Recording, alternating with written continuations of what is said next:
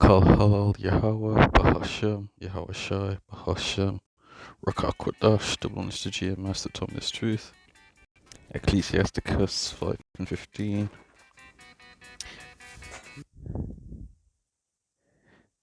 Mr. Massey. Be not ignorant of anything in a great matter or a small. So this is something which popped up a little while ago.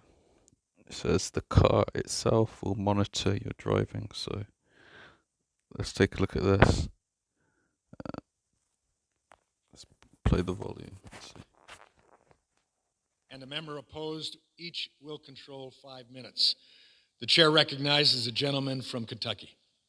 Mr. Chair, I rise in support of our amendment. This is co-sponsored by Mr. Perry from Pennsylvania and Mr. Roy from Texas. And I regret that we have to offer this amendment. What I'm going to describe will probably sound like a bad science fiction movie, but that's what's written into law. Right now in law, that's going to be implemented it says for 2026 and beyond. Now, the reality is the technology doesn't exist, but that doesn't keep legislators from imagining things that they would like to do to infringe on civil liberties. But there's a law that states that every vehicle manufactured is going to have a kill switch in it. The car itself will monitor your driving. And if the car thinks that you're not doing a good job driving, it will disable itself. So the car dashboard becomes your judge, your jury, and your executioner. Imagine this. We got a snowstorm coming.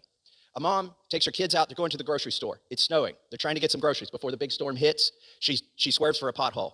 The neighbor's pet gets in the way, swerves for that. First responder goes by. She pulls over. Her car says, you got one more swerve, and then we're going to ground you. There it is. The next thing she has to avoid, an icy patch in the road. The car has adjudicated her as unsuitable for driving. It disables the vehicle, and there she's stranded. My question is, how do you appeal your sentence? Once your car, the technology in your car, has judged you to be incapable of driving. Once it's disabled you and your children at the side of the road, how do you appeal that? Do you press a button on the dashboard? Do you start talking to an AI? What if it really was somebody who was drunk? Are you really going to send a police car after this? Disabled vehicle? Do we have the resources to do that? There's going to be so many false positives. The technology is unworkable. That's why the DOT is still in the rulemaking process, asking for feedback on how this thing could even exist.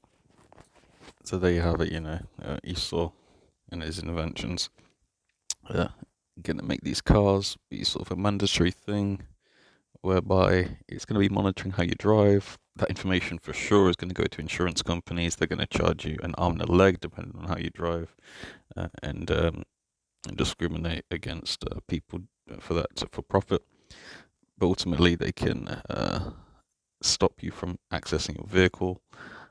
This is the beast system, another layer of control that the people are going to be at the mercy of whoever controls this technology. When they want to get to work, they're going to comply to be able to get their privileges back.